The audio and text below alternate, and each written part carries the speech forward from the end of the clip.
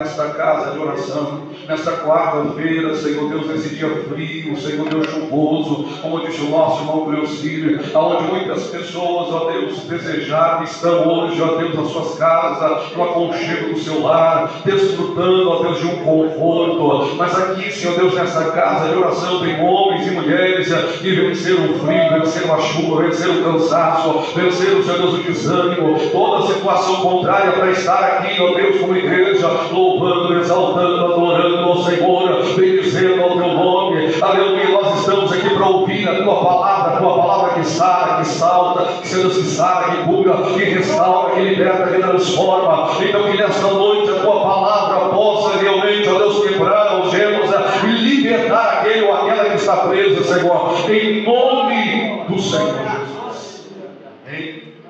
Irmãos, pega a sua Bíblia, abra por gentileza no livro de Jó.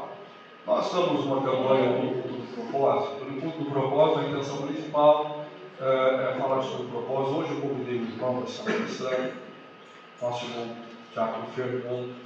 Mas ontem à noite ele entrou em contato comigo dizendo que não poderia estar aqui hoje.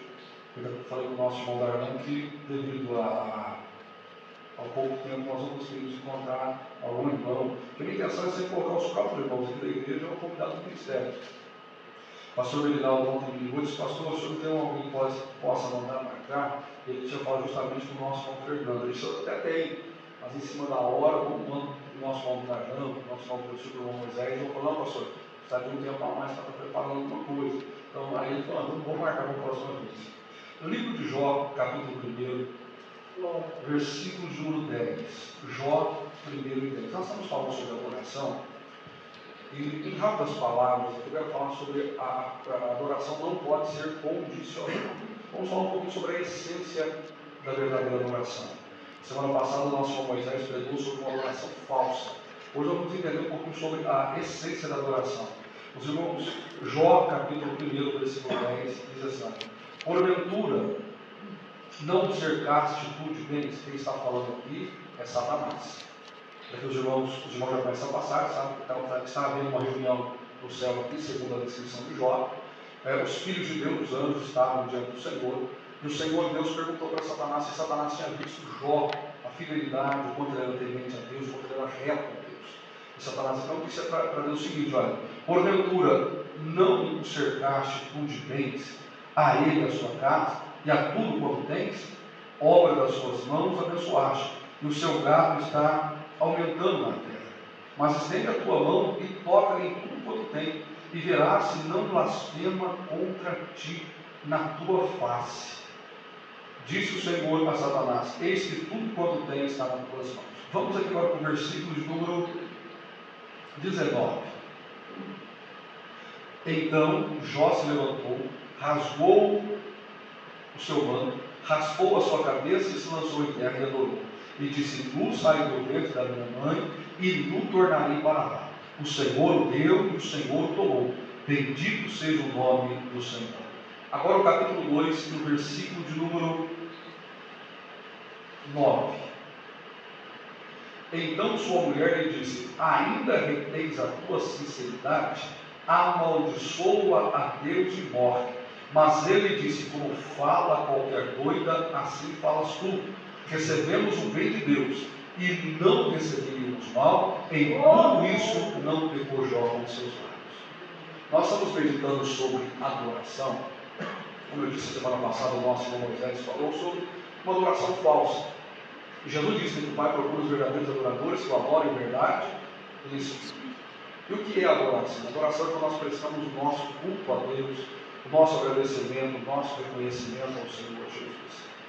E o que nós vamos entender aqui nessa noite é a essência da adoração. Porque uma coisa que a adoração não pode ser é condicional. O que é uma adoração condicional? Ela depende de algumas coisas. Quando o Senhor Deus disse para Satanás: você viu meu servo lá na terra? Ele é fiel, ele é temente, ele é reto. E o que Satanás, qual foi a indagação de Satanás? É claro que ele é fiel, é claro que ele adora. O Senhor prosperou ele, o Senhor deu tudo para ele. Então o que Satanás está dizendo? Que a adoração ela é condicional. O que é uma adoração condicional? Depende se você está bem, se você está bem financeiramente, se você está bem conjugalmente, como que está a sua vida, aí você adora a Deus. Então o Senhor Deus disse assim, não, a adoração não pode ser uma adoração condicional. A adoração tem que ser incondicional. Independente da situação, circunstância que você está vivendo, você deve adorar a Deus. Irmãos, nós temos três verbos na língua portuguesa, que melhor descrevem toda a nossa vida em relação a Deus. Três verbos: ser, ter e estar. Ser, ter e estar. Quando Satanás disse para Deus assim, olha, ele te adora, ele te serve, ele é fiel, porque ele tem. Ou seja, ele é casado, ele tem filhos, ele tem bens, ele tem posição social. Então ele tem motivo para te adorar. Mas toca nele. Tira o que ele tem, o Senhor vai ver que ele não vai te adorar. E aí o Senhor Deus permitiu que Satanás tocasse nele. Em Jó, desculpa. E Satanás tocou, tirou os bens financeiros, levou os filhos, levou a saúde, levou aquilo que Satanás dizia que era a essência, era aquilo que levava Jó a adorar. E aí Jó não negou ao Senhor, pelo contrário, ele adorou, ele dizia, olha, não saiu do ventre da minha mãe e não vou voltar. O Senhor me deu, o Senhor tomou, bendito seja o nome do Senhor. Ou seja, a adoração ela não está condicionada se nós temos ou não temos. Nós devemos adorar a Deus com saúde ou sem saúde. Nós devemos adorar a Deus estando trabalhando ou estando desempregado. Nós devemos adorar a Deus em nosso casamento perfeito ou vivendo crises conjugais. Em qualquer situação que nós estejamos, nós devemos adorar a Deus. Então, tendo, nós vamos adorar. Não tendo, nós vamos adorar. O segundo verbo que descreve bem é ser. Porque muitas pessoas, eles condicionam o ser alguma coisa àquilo que tem. Eu sou feliz porque eu tenho carro, tenho casa. Eu sou feliz porque eu tenho trabalho. Então o ser está condicionado ao ter. Vocês não estão entendendo? O ser feliz, o ser alegre, o ser emocionalmente estruturado é condicionado ao ter. E aqui nós vamos encontrar algo totalmente diferente. Jó vai perder tudo e não vai deixar de ser um verdadeiro adorador. Aleluia. Olha que coisa fantástica. Esse homem ele perdeu as suas posses, mas ele não deixou de ser um adorador. Nós devemos ser gratos a Deus, independente da situação, das circunstâncias ou da condição. E a terceira coisa, o terceiro verbo é estar. O que é estar? Pastor, eu estou na igreja, então eu sou adorador. É o que Jesus disse para aquela mulher samaritana. A adoração ela não está condicionada ao lugar de adoração. Nós adoramos a Deus em espírito e em verdade. Quem é espírito? É independente de onde você está. É em casa, é no trabalho, é na rua. Aonde você está, você deve adorar a Deus. Você deve exaltar a Deus. Você deve prestar o seu culto racional a Deus.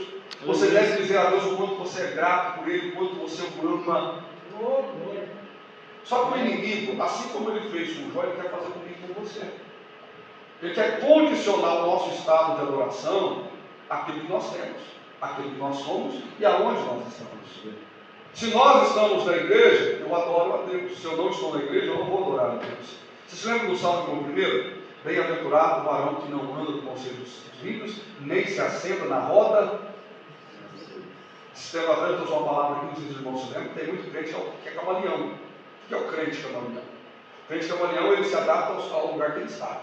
Se ele está na igreja, ele vai usar a roupa de crente, ele vai ter linguagem de crente, ele vai ter postura de crente, ele vai ter comportamento de crente. Mas se ele não está aqui na igreja, e ele está na escola, se estudar, se está no trabalho, ou se está numa social de família, ele se comporta da forma que é social da família, por exemplo. Já não usa roupa de crente, já não fala como crente, já não se comporta como crente, já não age como crente. Ele é uma pessoa, é um crente camaleão. Na igreja ele é crente, fora da igreja não. O texto aqui não diz isso, o texto diz que nós devemos ser adorador, independente do lugar, da situação e da circunstância. Independente do que temos ou do que nós não temos, nós devemos adorar o Senhor. Porque o Pai procura isso. Eu tenho falado aqui sobre uma coisa que eu tenho batido na tecla, não só aqui na sede, aonde quer que eu vá. Nós não podemos enganar a Deus. Nós enganamos o homem, mas jamais enganamos a Deus. Nós não enganamos a Deus. Ou seja, pastor, eu estou adorando a Deus, estou feliz com Deus, estou alegre com Deus, Mas Deus não vê somente o que sai da sua boca. Deus sabe como está o seu coração. A essência do nosso ser. A mulher de Jó olhou para ele e falou: você ainda tem a Deus. Perdeu tudo. Perdeu finanças, perdeu saúde, perdeu filhos. Está sentado fora da cidade, coçando as suas feridas, amaldiçoa a Deus. Ou seja, deixe de ser crente, deixe de ser fiel, deixe de colocar Deus acima de tudo, deixe de reconhecer Deus. Para com isso. O povo lá fora pensa assim, né? Tem muita gente que é assim, dentro da igreja também. Só é fiel enquanto tem. Tem um louvor que fala isso, né? É fácil adorar enquanto tudo vai bem. É fácil adorar enquanto as coisas estão 100%. Agora, quando nós começamos a perder, irmãos, quando nós começamos a perder, só que o que Jó demonstra aqui nessa passagem é que ele é uma pessoa madura, ele é um adorador maduro. Ou seja, vou repetir novamente, ele não condiciona a sua vida de adoração aquilo que ele tem, a quem ele é e aonde ele está. Ele está numa condição ruim, ele vai adorar a Deus. Ele perdeu tudo, ele vai adorar a Deus. Ele deixou de ser, porque quando você lê o livro de Jó, em determinado momento ele fala: olha, quando eu tinha, as pessoas vinham até mim, eu ajudava o pobre, eu ajudava a viúva, e as pessoas então tinham reconhecimento por mim. Agora que eu perdi tudo, agora que eu estou nessa condição ruim, as pessoas se afastaram de mim. Porque uma coisa que eu aprendi, irmãos, estou contando aqui até uma experiência pessoal, eu aprendi que muitas amizades que nós temos são amizades que só estão conosco enquanto nós temos, enquanto nós somos e enquanto nós possuímos. Eu era pastor da igreja 7, em 2010, a igreja estava lotada, nós estávamos por volta de 80, 150 crentes. Eu era o pastor da igreja, as pessoas me respeitavam, me cumprimentavam com a paz do Senhor, fazer churrasco nos finais de semana, me convidavam. Eu me lembro que tinha um dia já falou para mim: Rafael, faz tantos finais de semana que nós paramos em casa. Era um que fazia aniversário, pastor, vem aqui. Aí ia para a pizzaria, vamos lá. Aí um dia o pastor chegou na minha casa e disse assim: Rafael, eu estou voltando para a igreja 7, eu vou subir a igreja 7, e a partir de hoje você não é pastor mais da igreja 7. E aí ele me deslocou aqui para o Jardim do Lago. E justo no momento em que o pastor Henrique me deslocou aqui para o Jardim do Lago, eu comecei a enfrentar uma crise conjugal terrível. Isso foi no ano por volta de 2000, final de 2012, começo de 2013. Comecei a enfrentar crise conjugal, eu estava desempregado. E você sabe aquelas pessoas que antes passavam e apertavam a minha mão? As pessoas começaram a mudar de calçada. Eu vi isso, irmãos. Pessoas chegando, quando estavam perto de mim, eles mudaram de calçada, porque eu já não era mais um pastor. Porque enquanto eu era pastor, eu poderia dar oportunidade, enquanto eu era pastor, eles viam um meio de subir diante da condição que eu estava. Mas quando eu deixei de ser pastor, eles deixaram de ser meu amigo. Perderam a consideração, perderam o respeito, perderam tudo que eles demonstravam por mim. Jó vivenciou isso. Mas Jó não condicionou o desprezo do homem à vontade de Deus. Vou repetir novamente: quando você tem, as pessoas querem estar perto de você. Quando você tem, as pessoas querem andar com você. Mas quando você começa a dar mal, as pessoas começam a se afastar. Poucos são os que resistem, poucos são os que permanecem, poucos são. E aqui tem um homem que vai enfrentar uma situação e vai perder amigos, vai perder pessoas que estavam próximas a ele, mas mesmo assim ele adorou a Deus. Ele adorou a Deus. Eu estava pregando esse dia na sede, eu disse algo, irmãos, que o maior erro, eu não me lembro do que o senhor já disse na igreja, o maior erro é quando eu tento evitar que você passe pelos processos que Deus quer que você passe. Eu contei um exemplo, acho que eu contei aqui na igreja, da borboleta, que quando ela é uma larva, ela entra no casulo, e ela está dentro do casulo, e quando ela vai sair, ela se esforça tanto. Eu contei até um exemplo, o rapaz que estava vendo a borboleta se esforçar para sair do casulo, e quando ela se esforçou, ela ficou tanto tempo forçando para tirar uma asa. E ele ficou tão comovido que aquela borboleta se esforçou tanto, que ele falou: vou ajudar ela. Foi lá, pegou a tesoura e cortou o resto do casulo. Quando ele cortou o casulo, a ovelha, você não precisa da ovelha, a borboleta saiu completamente deficiente, porque porque a força que ela fazia fortalecia as suas asas para que ela pudesse voar. Existem processos que nós enfrentamos que fortalece, que nos amadurece, que nos desenvolve. O pai não quer que o filho sofra. O pai não quer que o filho enfrente decepções. A mãe não quer que o filho enfrente decepções em nenhuma área. A mãe não quer que a filha namore determinada pessoa, ou o pai namore determinada pessoa, porque o pai já tem uma experiência fala, o comportamento desse cidadão, a atitude desse cidadão, se casar vai sofrer. Mas às vezes a menina é rebelde, o homem às vezes é rebelde, fala, não, e vai lá, casa, quebra a casa, depois volta e fala, o pai tinha razão, a mãe tinha razão, não sei quem tinha razão. Mas o pai e a mãe não podem evitar o processo. E aquele processo vai fazer a pessoa amadurecer, vai fazer a pessoa olhar para os pais e reconhecer o quanto o pai e a mãe eram pessoas sérias, eram pessoas que estavam certas. Aqui tem um caso desse. O processo que Jó passou, não só Deus tratou com Jó, mas Deus tratou com a sua esposa, os próprios amigos de Jó. Lá no capítulo 42, o texto vai falar o seguinte, que Jó intercedeu por eles, então eles foram abençoados. Então, de certa forma, eles foram também alcançados pela graça de Deus, mas tudo mediante a adoração de Jó. Aleluia. A fidelidade de Jó. Glória a Deus. Ele não adora a Deus de forma condicional. Eu já vi muitas pessoas falar, pastor, eu disse para Deus que hoje é o meu último dia na igreja. Se Deus não falar comigo, eu não volto na igreja. Então vá para o inferno. Vá para o inferno. Não, mas Deus falou, será que foi Deus mesmo? Porque, irmãos, Deus não condiciona a sua fidelidade à nossa atitude mimada. A nossa atitude, a não ser quando nós somos novos convertidos. Né? Porque quando a gente é novo convertido, Deus entende. Deus sabe como nós somos, o que nós temos, as nossas atitudes. Mas cristão maduro, que já deveria passar por cima de toda circunstância, situação, condição, nós já temos alguns anos na fé. Eu estou falando com pessoas aqui que são maduras. Eu estou falando do nosso irmão Darlan, é líder dos vagões, trabalha com os vagões.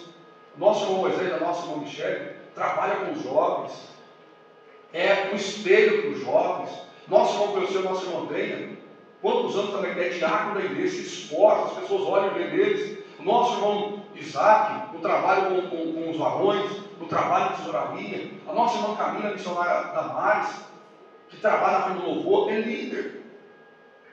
Irmãos, entenda uma coisa, você não passar por situações que o membro do banco não passa.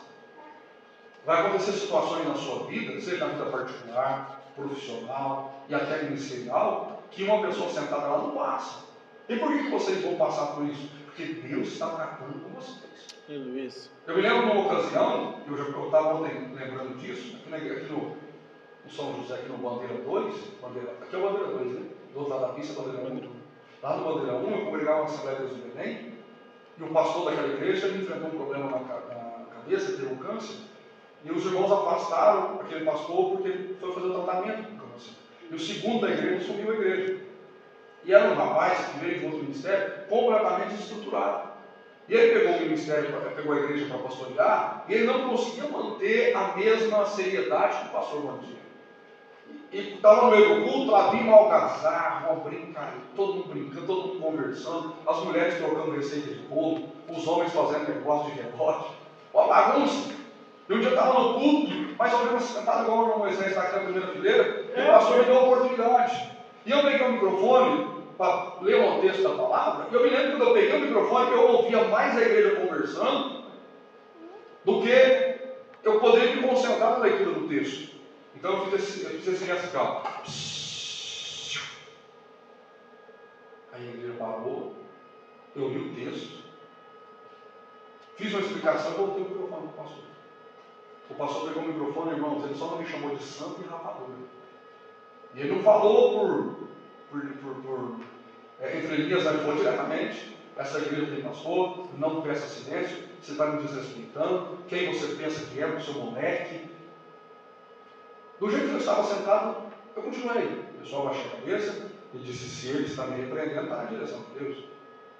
Quando acabou o culto, antes dele descer do primeiro degrau do culto, os obreiros da igreja levaram ele para uma salinha, e aí não foi ele que xingou. Os obreiros da igreja não xingaram ele de santo, ele está doido.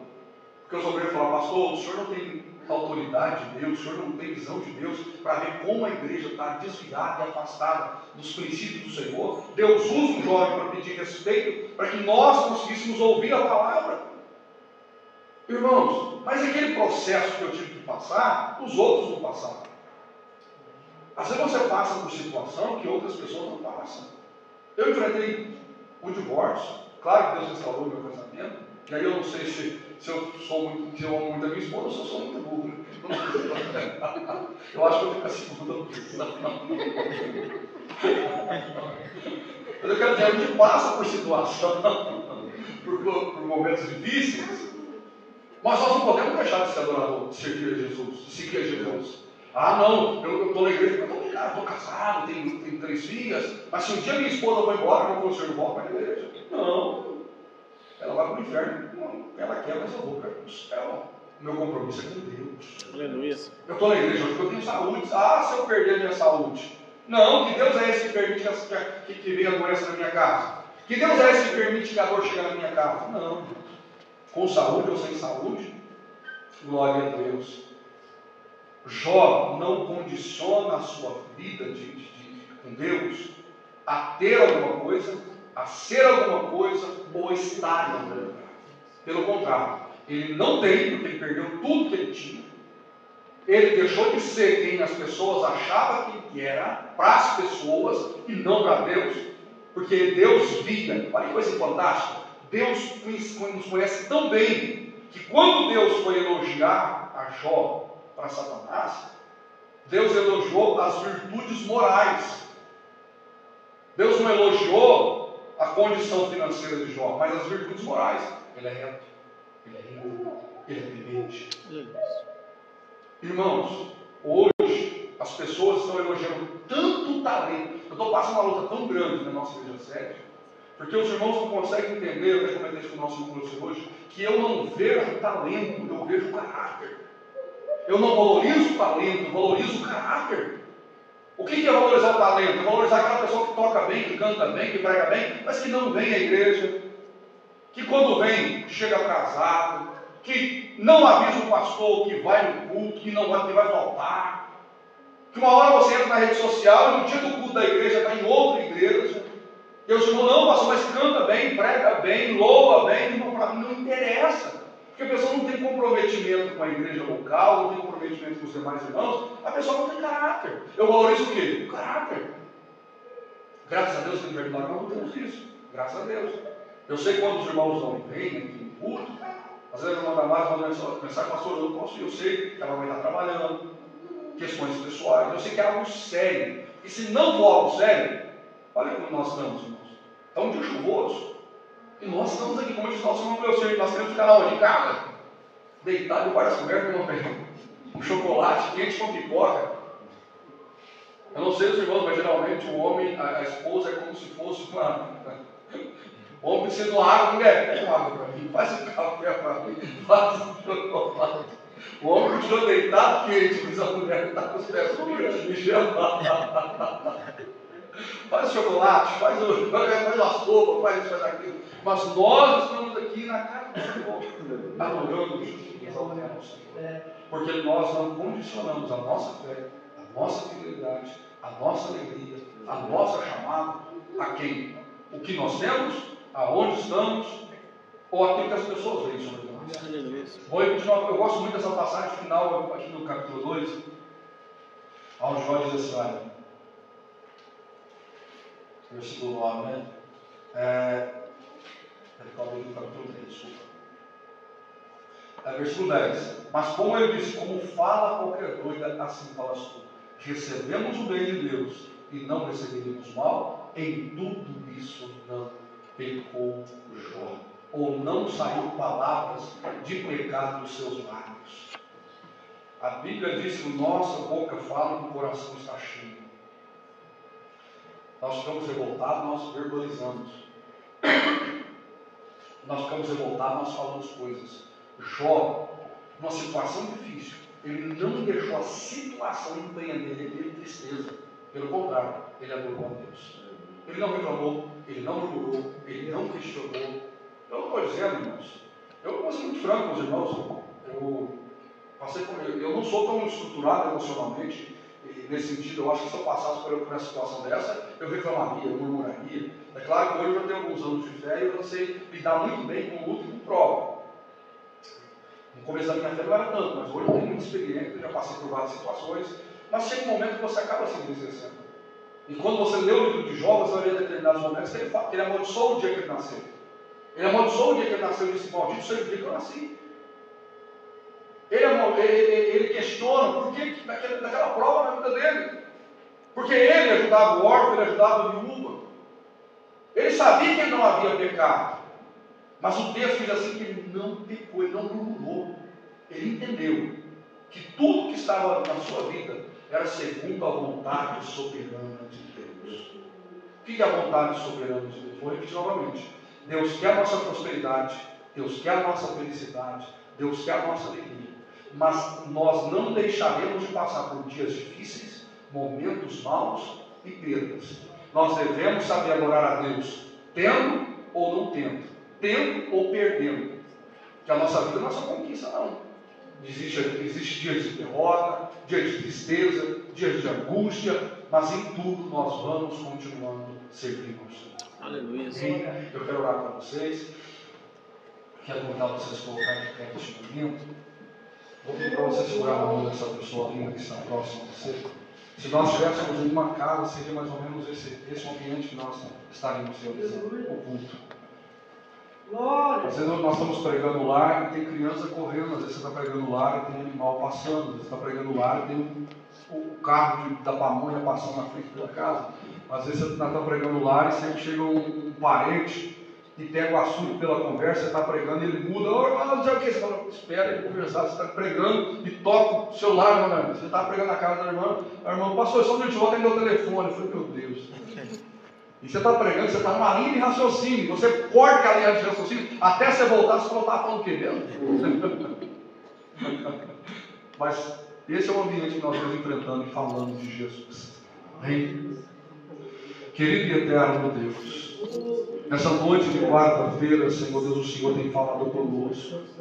Senhor Deus, nós não queremos condicionar a nossa adoração à circunstância, à situação ou ao que nós enfrentamos.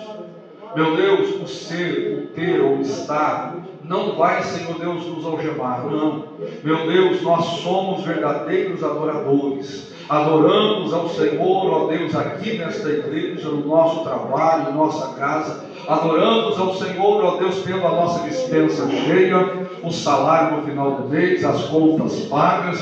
Ou, Senhor Deus, inquieto, desempregado, nós iremos te adorar, porque sabemos, ó Deus, que a tua palavra diz que o Senhor não desampara. Pelo contrário, ainda que nós enfrentamos dias difíceis, situações, Senhor Deus, complicadas, o Senhor tem cuidado, está cuidando de nós.